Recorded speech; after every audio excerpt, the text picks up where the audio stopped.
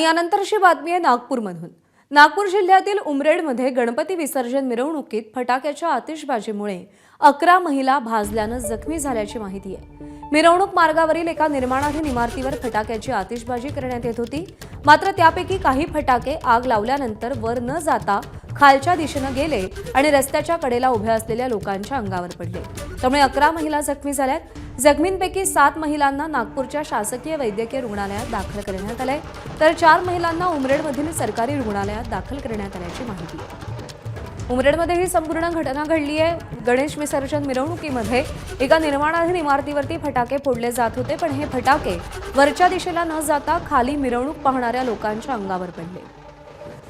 रजत वशिष्ठ आपले प्रतिनिधी सध्या आपल्यासोबत आहेत। रजत, हा संपूर्ण प्रकार नेमका कसा घडला आणि त्या जखमी महिलांची प्रकृती कशी आहे? काल रात्री 9 वाजताच्या सुमारासचा हा सर्व प्रकार आहे।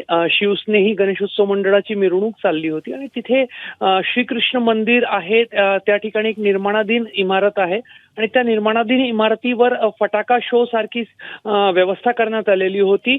मात्र हवेत जाणारे जे फटाके आहेत ते त्या इमारतीवरून वरच्या दिशेने न जाता ते खालच्या दिशेने आले आणि त्याच्यानंतर खाली जे मिरवणूक पाहण्यासाठी जे काही महिला रस्त्याच्या कडेला उभ्या होत्या त्यांच्या अंगावर ते पडले, मिरवणुकीतील काही तरुणांवर पडले आणि यामध्ये 11 महिला ज्या आहेत त्या भाजल्या गेलेल्या आहेत। 7 महिलांना नागपूरच्या शासकीय वैद्यकीय रुग्णालयात रात्री हलवण्यात आलेलं आहे आणि 4 महिला ज्या आहेत त्यांच्यावर उमरेडमध्ये सरकारी रुग्णालयामध्ये उपचार सुरू आहे। सध्या तरी या महिलांची प्रकृती जी आहे ती स्थिर सांगितली जात आहे, मात्र त्यामध्ये 2 महिला जास्त भाजलेल्या आहेत आणि त्यांच्या प्रकृतीकडे डॉक्टर विशेष लक्ष देऊन आहेत। रजत, धन्यवाद दिलेल्या माहितीसाठी। एबीपी माझा, उघडा डोळे बघा नीट।